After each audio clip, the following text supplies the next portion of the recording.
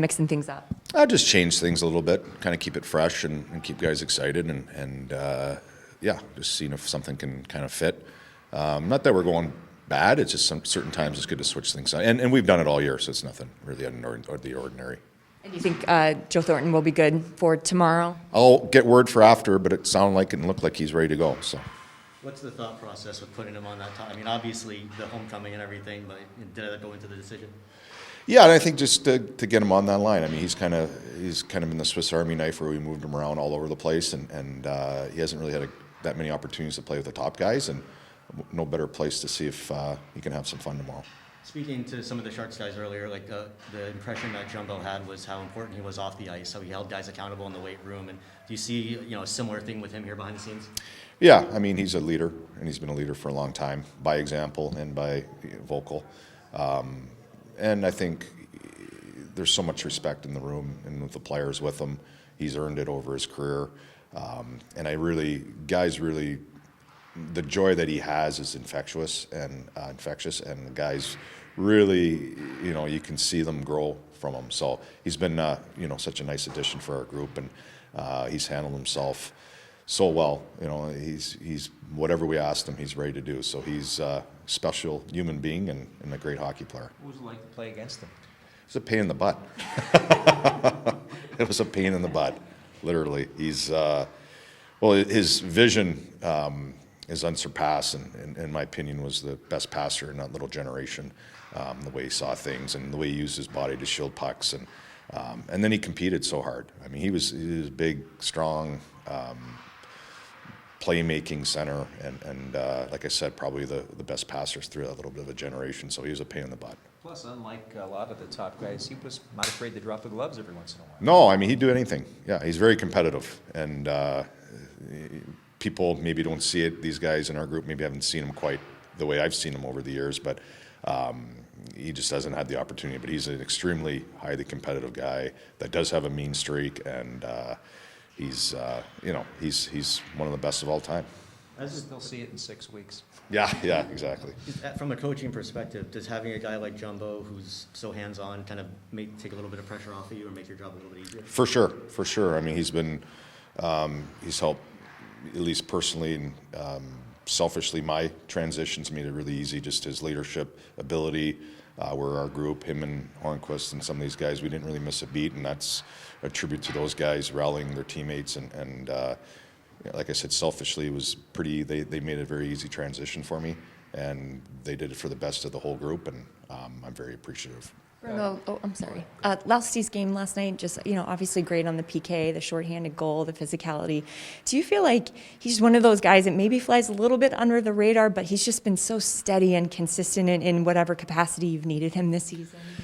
Well, absolutely. I think he's probably, he does everything right. Everything we ask him to do, he does systematically, structurally. He's probably our best player in those areas, and he's still growing into his offensive side of the game. It's nice to see him get a goal.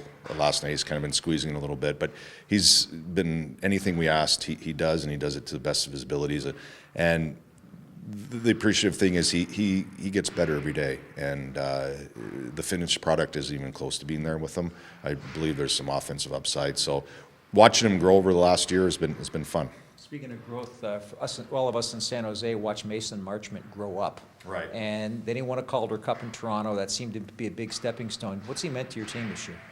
Well, he's given us, we don't have a lot of players like him, and he's given us a different dimension with his physicality, his length, and he's got really good offensive instincts and hands. And we moved around the lineup, and he's capable of playing in any role and any time. And he's another very competitive kid.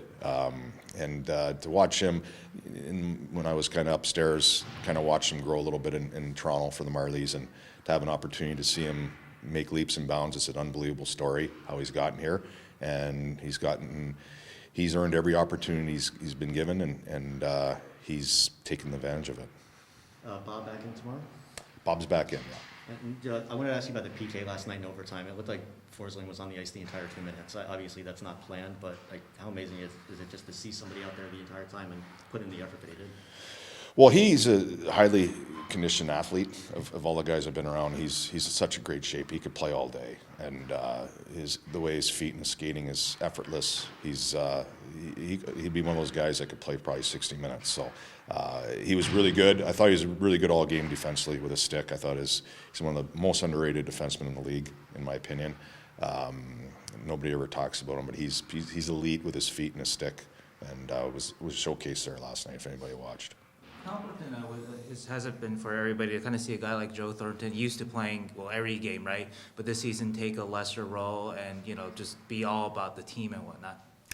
Yeah, I mean, again, a tribute to his personality and what kind of teammate he is. And he's when you can scratch Joe Thornton, you can scratch anybody, or if he's a healthy scratch. So he's taken it upon himself to relay that to the group. The team's bigger than one individual, and he comes to work every day, and it's to see how much fun he has still playing the game at this age, maybe not playing the minutes he's used to, not having the role he's used to, but still keeping his attitude and keeping his fun-loving personality is pretty unique. And I think for all the younger guys that are kind of around him, they'll look back in their career when he's gone and realize how big of a sacrifice that was, and that's what a real teammate is. So I think it's a great experience for them. And Bob Buchner talked about how Joe was sort of an extension of the coaching staff when he came on with Pete DeBoer in 2015-16. Do you see a future in coaching for Jumbo? Jumbo will do whatever Jumbo wants to do. Any door will be open for him. Looking forward to that atmosphere tomorrow night. Pardon me? You looking forward to the atmosphere tomorrow night? Yeah, I am. I mean, I had the opportunity of playing here so many years against those great teams, and how much they appreciated him as a player. So I'm sure they'll be happy to see him. It's always fun for the homecoming games for players, and I hope they give him the tribute he deserves. Thanks for coming.